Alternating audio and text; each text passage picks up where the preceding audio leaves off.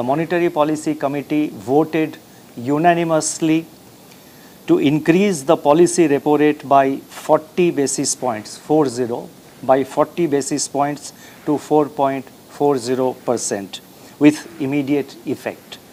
Consequently, the standing deposit facility rate stands adjusted to 4.15% and the marginal standing facility rate and bank rate to 4.65%.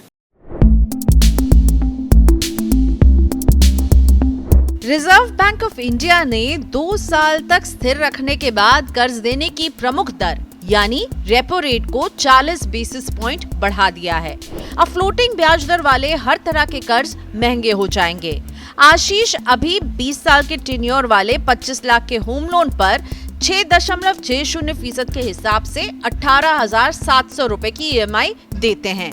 अगर ब्याज 7% तक पहुंच जाएगा तो EMI में 1000 से 1200 रुपए की वृद्धि होने के आसार हैं। इससे आशीष का बजट गड़बड़ाना तय है। अगर EMI की रकम नहीं बढ़ेगी तो बैंक लोन की अवधि बढ़ा देंगे। तो क्या आशीष के पास अब कोई और चारा नहीं है? आशीष जैसे कर्जदारों को अलग अलग बैंक के ब्याज दर को चेक करते रहना चाहिए। बैंक नए ग्राहकों को पुराने लेनदारों के मुकाबले सस्ता कर्ज देते हैं।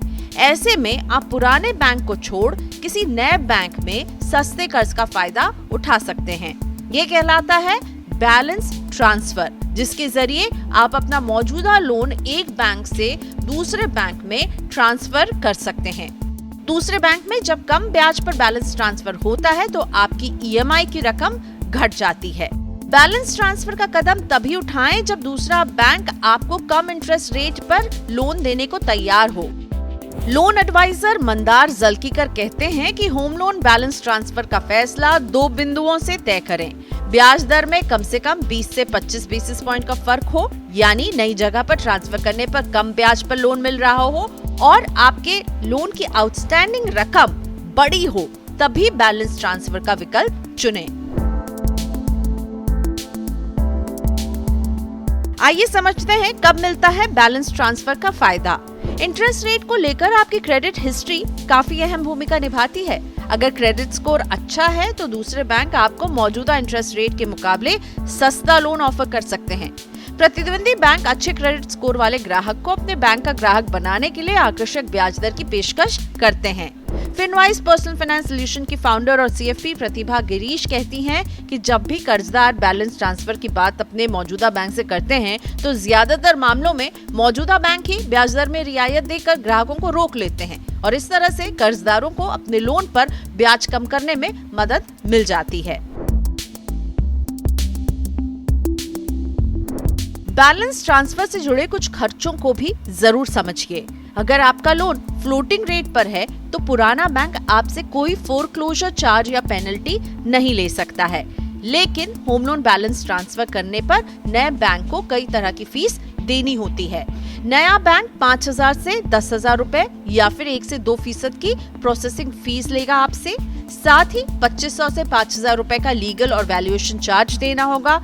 इसके अलावा भी कुछ और चार्ज हो सकते हैं। बैलेंस ट्रांसफर करते समय इन खर्चों को जरूर आंक लें। लोन अगर लंबी अवधि का है तो ये खर्च आप कर सकते हैं, लेकिन छोटी अवधि के लोन के लिए इतने सारे पेपर वर्क से गुजरने में समझदारी नहीं होगी।